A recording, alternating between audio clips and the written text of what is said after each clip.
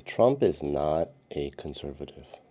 Okay, please, can everyone understand this? He's not a conservative by any stretch of the imagination. Is he a flaming liberal? No. But he actually has more in common with people on the politicians on the Democratic side than he does on the Republican side. And that's what I'm going to talk about.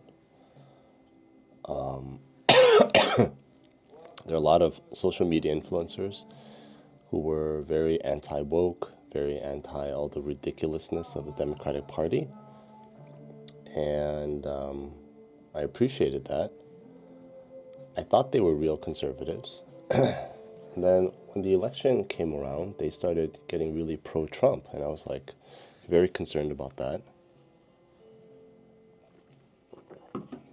And now that Trump's in office, they continue to support him. And I'm like, these guys were never conservative to begin with. They were just political influencers and trying to find a party to support, I guess, to make money or gain more influence, whatever.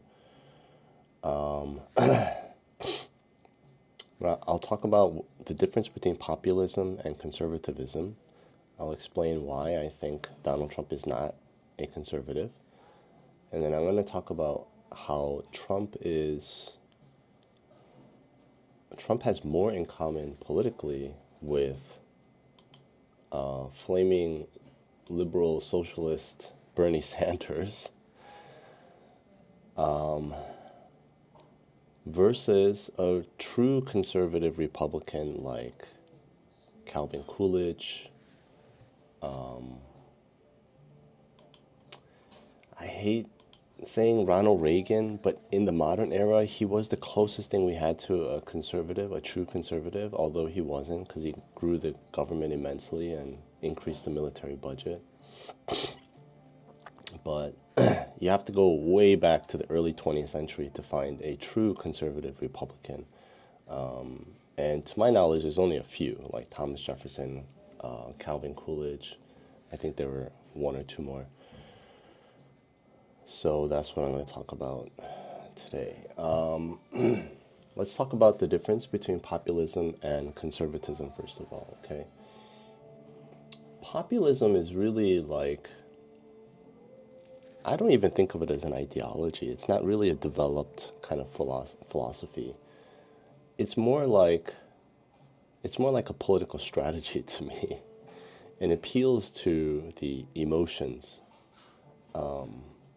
So think about what Hitler did, right?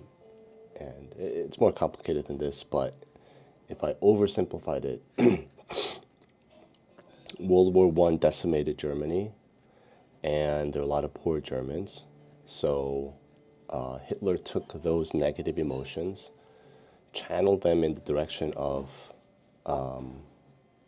Jewish people, said they're the ones at fault. Those are the elites, the rich. They took from us.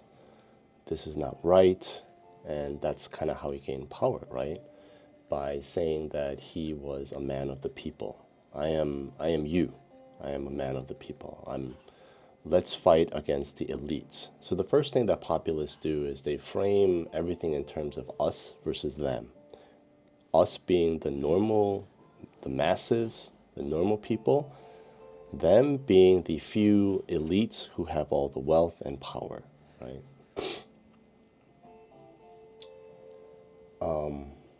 The key point about populism is if you take it from that perspective, you can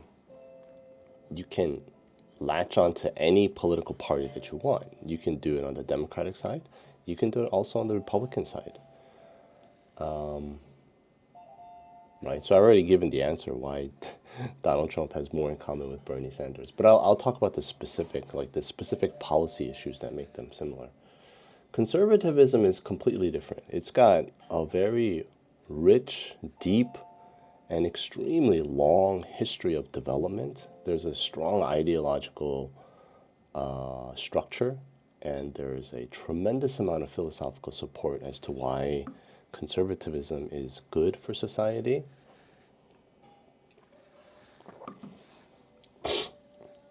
But if I were to summarize it, yeah,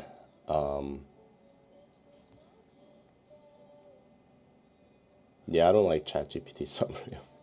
A political ideology that emphasizes the preservation of traditional institutions, values, and cultural norms. I guess, yeah, I mean, conservatism in a cultural sense, that would be the case. I'm talking about conservatism in a political sense. ChatGPT, listen to me. Here's the part that's really important. It often advocates for limited government. That's number one, right? We want small government. Even Ronald Reagan, his election campaign, his platform was the government is the problem, right? Trump took that and talked about the swamp and all this other stuff, but he doesn't really believe that.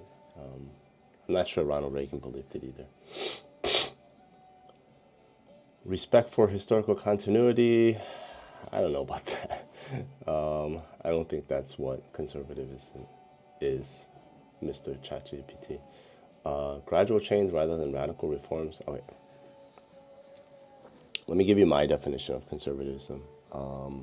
Political conservatism, limited government, and the government doesn't interfere in anything. So separation of church and state, separation of church and economy, separation of church and everything, okay? It emphasizes freedom for the individual, so the government is not involved in the affairs of people, right? You know, as long as you're not hurting other people and as long as you're not violating the limited number of laws and rules in society, then you are free to do whatever you want. Okay, that's true conservatism. It's the conservatism that I'm going to talk about today. Okay.